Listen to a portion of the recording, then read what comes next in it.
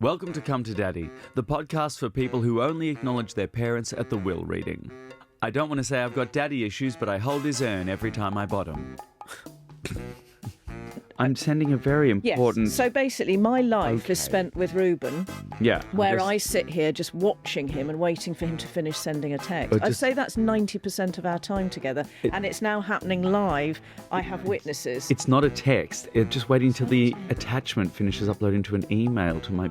It pings all the time. You never know whether it's going to be Grindr, his agent... Or my hip going through a metal detector. Or that as well. There's, I don't think that's not your hip. That's your Prince Albert. It is. It is, but it's very close to my hip.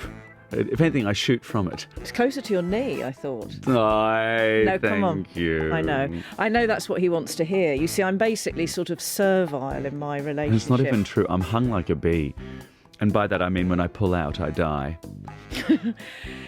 When he does something like that, I don't have the professional arsenal to be able to follow it, really. Arsenal. I know, it was not the right choice of word in this circumstance. Yes. We've got a lovely guest on today. Yes, I'm very excited that you're with the same agent because she's quite new on the scene, and I will be honest, I wasn't familiar with her. And then I started looking at some of her stand-up, and I really like her. It's lovely Dee Allum. Dee Allum. I've not met or worked with before. Well, it's interesting. I'm really enjoying, because we've been very lucky on this podcast to interview some names, some people who are quite well established in the comedy industry, which is... very exciting. They've got lovely big profiles. But then also, I love that suddenly I have access to these up-and-comers, these younger comics who are making their way, and I can bring them to the listeners and the viewers. But to be fair, everybody in the industry is younger than you. It's First not off, even... It says... Grandma. I was just about to say, people in glass retirement houses shouldn't throw stones. I haven't got the strength to throw a stone. Just hear the cracking of my rotator cuff. It's exhausting, all of that, because I've lost all the, the bone density. We're both geriatrics in this... We're both geriatrics in this industry now. What went wrong there? Why did you stop? You cast an eye at my hand. I thought, it's too familiar. No, I was just, because otherwise I find myself looking at the camera like I'm kind of like... Can I say this? Amanda's always been behind the scenes, and I'm the one who's thrust her into the spotlight, and I've realised I've created a monster. I'm like, which one is it? I'm ready for my close-up, Mr. Kaye. Why am I the director? I'm Gloria Swanson. Sorry, yes. You see, all right, let's move eggshells. on. Shall we get to the episode? Yes. Thank you for having me. I'm now going to do that bit where I leave. And please, always, my business here is to say, please like, subscribe. If you're on YouTube, all the details are below. Download the app. Get involved however you want. We've got a website. It's Come to Daddy podcast. It's everywhere. It's on all the normal... Hey, should we actually just be saying the podcast it's reubenkaye.com/Come to Daddy podcast? Like that's where the site should be, or should we do that in the next episode? Am I supposed to leave this in? No, I don't know. No, this is an aside. Because this is an aside. So, guys, I might cut this out. Don't know. Okay, great. Well, as per usual, it's direct messaging and it's consistent. I think that's where our success lies.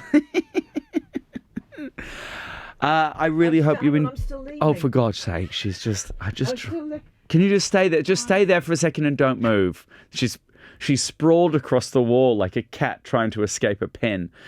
Hey, I really hope you enjoy this episode with Dee Allum and me, your host, Reuben Kaye.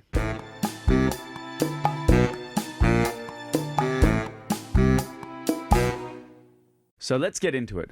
My guest today is a rising star of queer comedy who describes how at her all-boys school a rugby scrum was considered less homosexual than a geography lesson. I demand to know more. Details, please. Come to Daddy, Dee Allum. Hello. Thanks Thank for... you. Oh, God. Oh, it's started already. We're already we're riffing. Thank you for coming to Daddy. Thank you for having me. It's a Daddy? No? Daddy? Sure. Yeah. I'm not sure what it is, halfway between mummy, daddy, or just a very drunk aunt. Yeah. But it's some kind of mild authority figure. That's it, because you can't be absolute authority, then it's just a dictatorship. Yeah, and that's not what you're going for. Maybe I could have a cocktatorship. Is that too low-hanging fruit? Let's put it to the room. Yeah. Okay. Hey. Hello. So Come to Daddy is a podcast that I started because I was always very interested in if other comedians' childhoods sort of affected who they were as comedians. And sometimes we get on comedians come on here, not so much, sometimes very heavily. But one thing I like to start off with is getting an idea of what your childhood bedroom looked like. Well, my childhood bedroom, I think fairly sort of nondescript in most metrics, save for the fact that from the age of about 6 onwards, still to this day actually, my childhood bedroom, on one wall there's just a massive map of the world. Because I was sort of like a geography nerd growing up. Like I could name all the capital cities and things. Like that was sort of my thing. As one day I will escape. This is the world that will one day be mine. You were looking at it like Alexander the Great. No, just facts. Just a thing that provided facts. Okay. Which is not as interesting as it could be. But yeah, like the wallpaper of the wall is just the world. Right. And you not with pins stuck in it. There was no sort of red line. Sort of emotional attachment to this in any way. Just a sheer sort of worldwide stim. Yeah, I would sleep by Australia. Actually, was where my bed was, sort of in the sort of bottom right hand corner of So does the culture room. and racism. Yeah. And then I would just sort of look at it. I would be interested to see where they had decided to mark some towns and not others. Sure. For instance, Southampton was marked. I found that interesting as a 7-year-old. I was really excited about that. It's not your regular sort of C-spot run sort of thing. No. Just hit, that's where Southampton is, and be like, oh, that's all the stuff I need. So not a lot of friends? Whatever would give you that impression. I think I would quality over quantity is what it is all about with friends. What was your favourite childhood meal? My favourite childhood meal was the sort of special meal that I would have, or that I would request on sort of special occasions. Yeah. Was for my dad to make spaghetti carbonara, which is quite a posh request, I would say. But it was only when I was maybe 18 that I found out that he'd just been making. He wasn't making. Not only was he not making traditional carbonara, but he was just making scrambled eggs and bacon and pasta. That is vile. No, it's absolutely delicious. That is awful. It's so it was only later that I found out that you're supposed to have sort of a creamy. Well, you're meant to emulsify sauce. the egg yolks and the cheese. Yeah. And then you're meant to have pasta like water. Yeah, it's that whole thing. Yeah. Thank you, Stanley He was Tucci. just putting eggs in hot pasta, and then they would be scrambled. It feels like something you give a finicky toddler. Yeah, well, I mean, I was 7 and obsessed with maps, so Right. I feel like they didn't want to push the boat, rock the boat.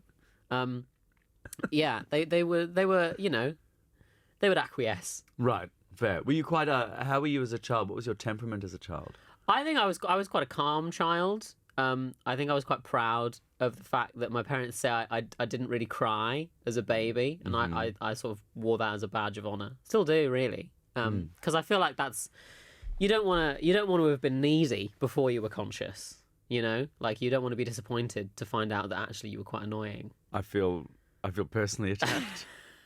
I've got an older brother, and he was definitely the quiet one, the one who was very much capable on his own, never really cried. He was always praised for that. Very smart, like a 40-year-old man. Sure. Off the bat. I think that was my vibe. Yeah. Regrettably. And I was I need attention all the time. P.S. I'm walking down the street and I found a knife, and I would be like 7 or 6. Yeah. Or they'd turn around for 1 second and then they'd turn back and everything would be on fire because I'd found my mum's cigarette lighters. Right. I took off my eyebrows once because I spent an afternoon just smashing my mum's cigarette lighters because they made a nice sound. How many did you have? Oh, like easily 20 lighters in the house at any given time. Wow. That just feels like poor planning.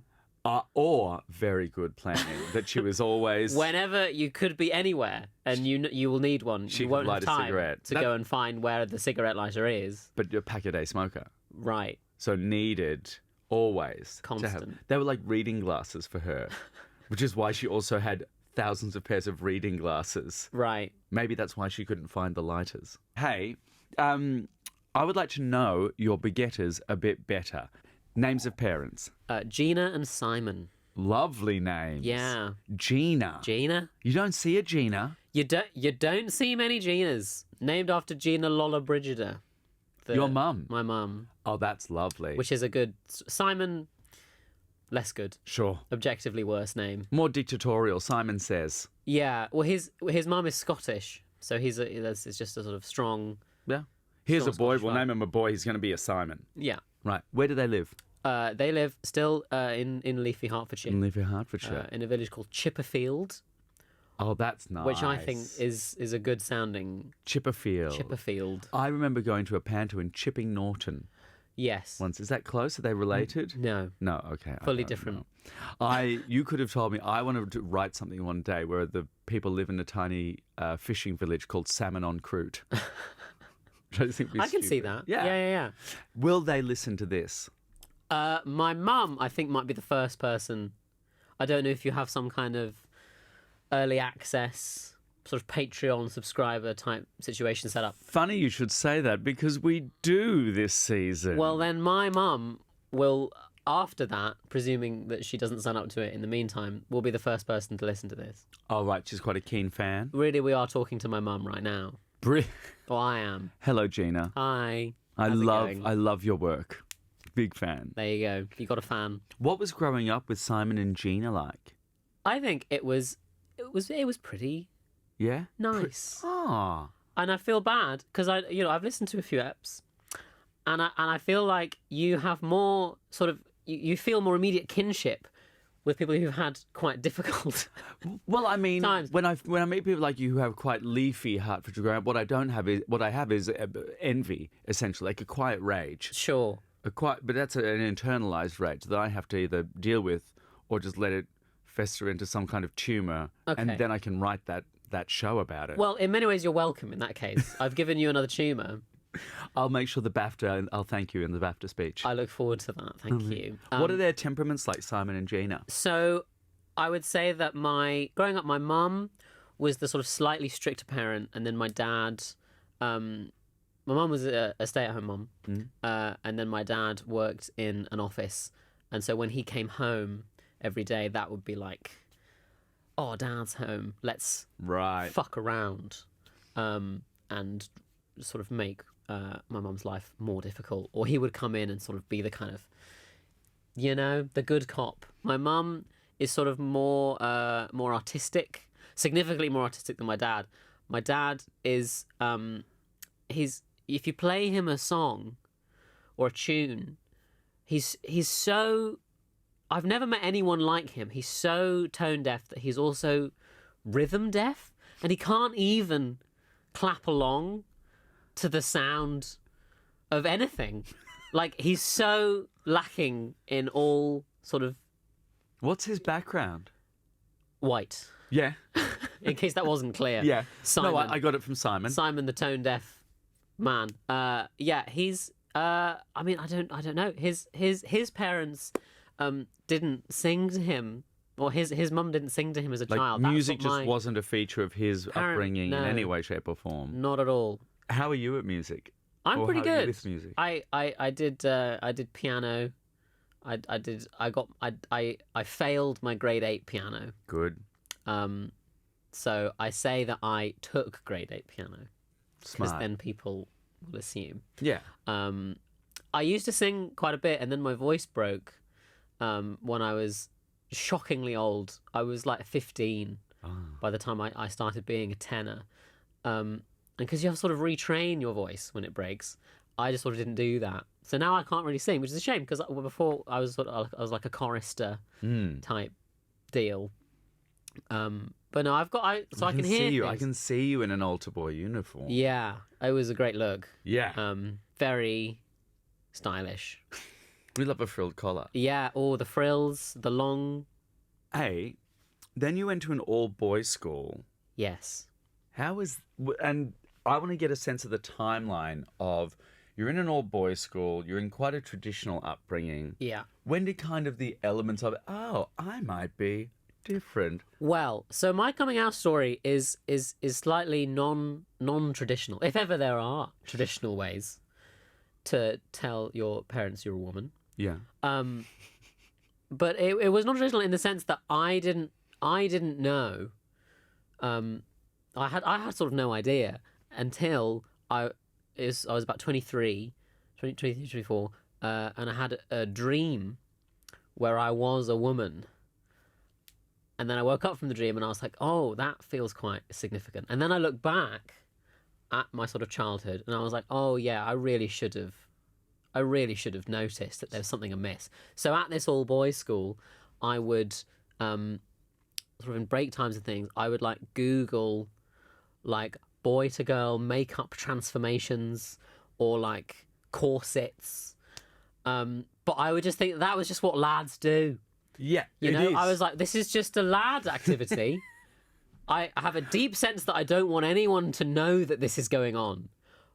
But I am at the same time sure that everyone does this. Yeah, and it's not a big deal. lads, learning how to lace up a corset. Big lad energy. Yeah, trying to learn how to contour. Yeah. So at the time, I wasn't a tortured soul being like, if only I could be my true self. No, you were just... I was just like, hey, I'm a cool little lad who one day would probably like to maybe see what it would like to be a woman, but that doesn't say anything about me as a person. No, and in the meantime, I'm spending my recess learning how to do a halo eye and an ombre lip. Exactly, yeah. Oh, what's this, they've got with baking now?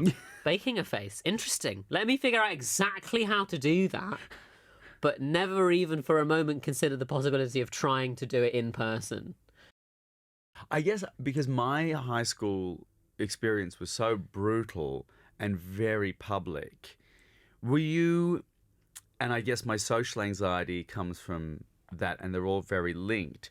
Do you think there was an element of, well, were you socially anxious in high school? At this all boys school? Or were you like a social butterfly? What was your... I mean, we've covered the map. Yeah, that Low tells friends. you a lot, doesn't it? That is quite, I feel like it's a key point to remake. That I was a big map guy. Yeah. Not exactly the captain of the football team. No, not even close.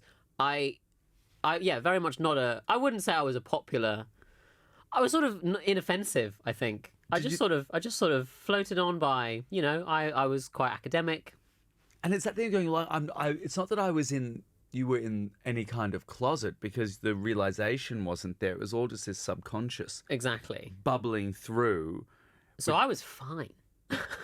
Which feels... That you were. Feels unfair. I mean, the trauma came, but it was sort of later. I managed to escape sort of puberty, the initial puberty. Because I've got a second one happening now. That's which is, what is a second puberty like? It's much like the first. Right. Um, we should backtrack. Oh, sure. You are what age now?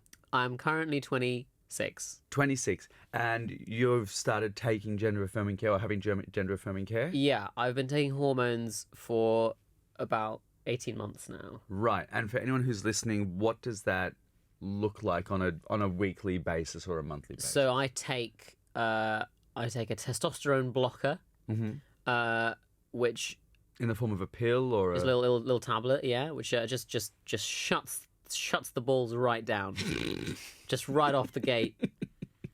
They're out of the picture. We should make those standard issue for a lot of people in government, I feel. I would be interested to see what effects a second puberty might have on a Sunak. Yeah. Or a Johnson. Or a Braverman even. Oh yeah. Shut her balls down. Just to see. It's about time, I think. And then I take an estrogen gel. All right. So replacing the testosterone with estrogen. And you apply that twice a day. Like the Angela Lansbury workout video where she's massaging her body? A little bit more. It puts the lotion in the basket. Kind of, sort of haggard. Yeah. Because it's first thing in the morning. And, when everyone feels at night. sexy before the heating's Neither of kicked those in. two times are a particularly sexy time. Sure. Does it come flavoured? I haven't put it in my mouth. I imagine no. It smells just sort of like rubbing alcohol. Oh, that's unfortunate. Which is not very sexy. Do you know, Amanda has just popped into my head right now and said that's exactly the same as the menopause gel. Yes, it is. It's estradiol. It's the same thing. Estradiol. So you are taking it's an HRT, right? It is. It's exactly the same premise. So not only are you going through a second puberty at I'm 26, also delaying menopause. You're delaying menopause at the same time. Yeah. God, I've just got all of the life events happening at the same... It's the circle of life. The antelope eats the grass. Yeah. And how are Simon and Gina? Were they kind of supportive when you told them you were a woman? Yes. Broadly speaking, yes. I think it came... I mean, as it did for me, it came as a big shock to everyone in my life. But I have been very lucky that they are as supportive as they are. I mean, they struggled. Sure. As is perhaps to be expected. Do you think they grew up with or have in their lives before you coming out, much knowledge, vocab, awareness of what a transgender person's life is like? So we have a family friend who we sort of grew up with, me and my brother, and she came out as transgender about 4 or 5 years before I did. So my parents had spoken to her parents quite a lot because they're quite close. And so they had sort of understood her experience. Her experience was much more stressful and difficult and horrible, her coming out experience, than mine. So their only understanding of it was as something that is incredibly emotionally draining and upsetting for everyone involved. And I think when I told them, they just assumed that must have meant that I had been having a really terrible time for ages and not told them. And then when I was like, no, I just like maps, they were like, it took a while for them to believe that actually, okay, it's gonna be fine. And you have a girlfriend who's been with you throughout the whole thing? That is true, yes. What was that conversation like? Well, it's not the easiest thing to say to a significant other. I think so. She's bisexual, which, on the one hand, great. Sure. But on the other hand, it doesn't really matter. No. That much because I came to her and said, I think I'm a different person to the person that you think I am. Do you want to still give it a go and sort of, spin the wheel and find out what you get?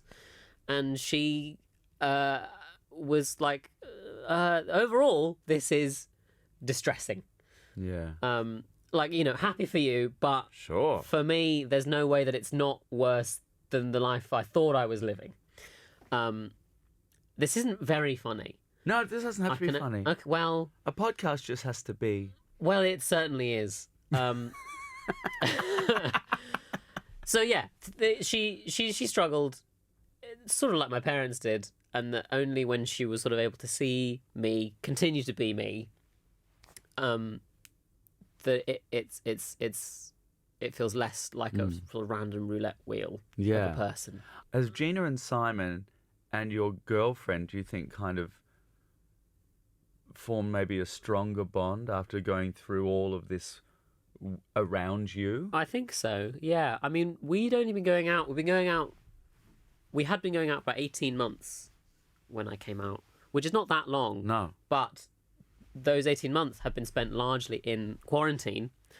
That's like dog years versus human years. Very much so. So I was living with my girlfriend and my parents. So they became quite close in that period anyway. And then when I came out, certainly of all the people in my life who had to deal with it sort of most urgently, it was those three. But also, so yeah, I mean, they have a lot. That's a big life experience to go through together. I'm sure they talk about it at their gatherings. Hey, you've been on this journey for a few years now. Part of it involved meeting doctors to check in your words that you weren't too boyish to be trans. Yes. Can you tell us about that? Yeah. So I mean, I don't know if you've seen, but the UK is on fire. The NHS is sort of out of the question for trans people. There's just no resources there. So I'm on the waiting list. One of the first things I did was I signed up to the NHS waiting list. At the moment, the waiting list, based on the rate at which they are taking new people, I can expect a first appointment in something like 2036, which is... The UK's not going to exist then? No, I mean, literally, like, you're going to... I mean, like, the sun is going to go out by then. So that's not happening. That's not where any of the healthcare is coming from. So I had to go and seek out a diagnosis, like pay a psychiatrist, more or less, to assess. So in my case, I like football and maps, as we've discussed. And these are exactly the kind of things that people look at in these meetings and go, well, is that sort of frilly and feminine enough? What are your hobbies? Your hobbies dictate your gender. Yeah. It feels very 50s. I mean, on the one hand, I feel bad that because they have so little to go on. Yeah. But also, it's like, just believe me. No one would choose to have to talk to you about this. It's like where these kind of things go, and suddenly anecdotal evidence on its own means bubkus, but enough anecdotal evidence across a population becomes actual evidence. Yeah. The other thing that I found that was the thing that very nearly they were like, you're an edge case, but we are going to sort of grant you the gender dysphoria diagnosis, is they said that I hadn't demonstrated enough how much I was suffering. Oh, yeah. And it's like, I'm British. We don't... If you're like under fire in a foxhole and you're like radioing support, you'll be like, oh, it's looking a bit peaky outside. You don't... We're not ones to We're not overstate. Americans. We're not going to show and be like, look at how horrible this was for me. I mean, certainly, yeah. So it's also this case, I'm sorry, you can't... For us to feel like you're properly trans, then you have to be suffering. Yeah. And it's like, well, I will be suffering later. Yeah. I'm trying to head this off at the pass now. Yeah, I'm making good decisions. I'm the best case scenario. Yeah. And your response to that is... I'm the perfect candidate, not an emergency. Yeah, exactly. So, fuck is the summary of that sort of section of my life. But it's fine now. Because I've got the horms. Is that the horms? Yeah. The horms? The horms. That's good. Is that what the? I haven't got time for the rest of the syllables. No, you're busy. Yeah. The sun's going to go down. Got places to be. That's it. Hey, speaking of places to be, we're coming to the end, but before we go, we've got the pick and mix. Pick and mix, pick and mix. It's time for us to do pick and mix. It's where you take a step into the TARDIS of trauma. It's bigger on the inside. And perhaps take a little pick in the pick and mix. Daddy, look, I'm doing a dive. You have picked, Daddy, look, I'm doing a dive. Ways that you have tried over the years to get your parents' attention. Hit me. So when I was sort of 5 or 6, I was big into doing little sort of performances and shows, as I'm sure has been discussed on this podcast and indeed in your own therapy sessions. I would very strongly encourage my mum to get involved in a reenactment of my own birth.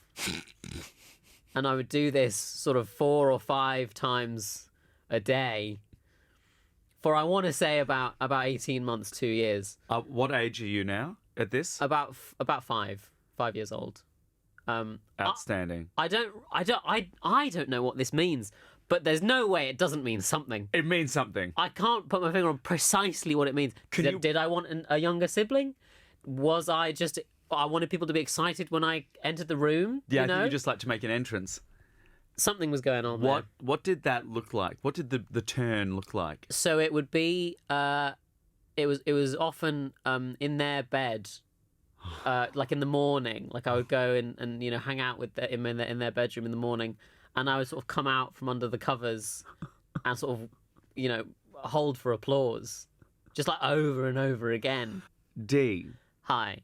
Thanks for coming to Daddy. There's one last thing here, and it's called Shall I Be Mother? Shall I be mother?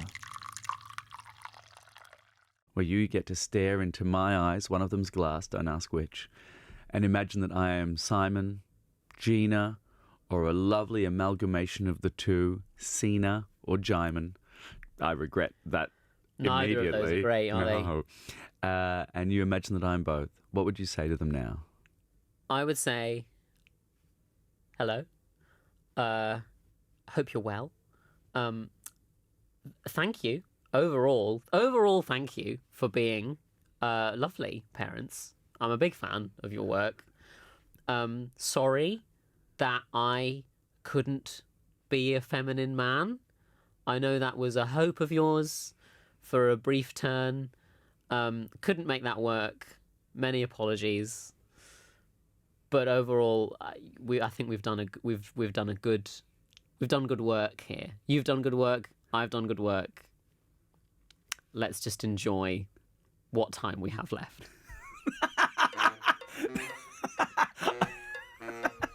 Is that good? Is that what you wanted? It was so good. It was so British. Yeah. That was fantastic. You're so welcome. Thank you for coming to Daddy. Where can the Come to Daddy listeners, the Daddyettes, even, or the Comettes? No, I'm not good with the names. The Comettes? No, we're not talking about that. Where can they find more of you? They can find all of me on my Instagram and Twitter at Dee_Allum. And you can come to Edinburgh to see me with my debut show. Fantastic. What's it called? We're not sure. That's not the name of the show, just to be clear. That was just another British. It's very strong. Yeah. It's very strong as a title. I think it's going to do well. It's Dee Allum, we're not sure. It's tested great. It's called. I'll give you a little scoop. It's called tentatively. It's called Oh Danny Boy. Oh, very good. Because that was my name back in the day. Sure. So that's the sort of tentative title. Scope for it to change, but certainly there will be a show with my name on it. Really, it just needs your Edinburgh. name and something snappy. Yeah, so that's what They're coming to see Dee Allum. Dee Allum. Google Dee Allum, and it'll probably be me. And you'll find links to Dee Allum across all of my socials as well. Thank you, listeners. And thank you, Dee. Thank you for having me. Thank you. My name is Reuben Kaye. I have been sitting here chatting with Dee Allum.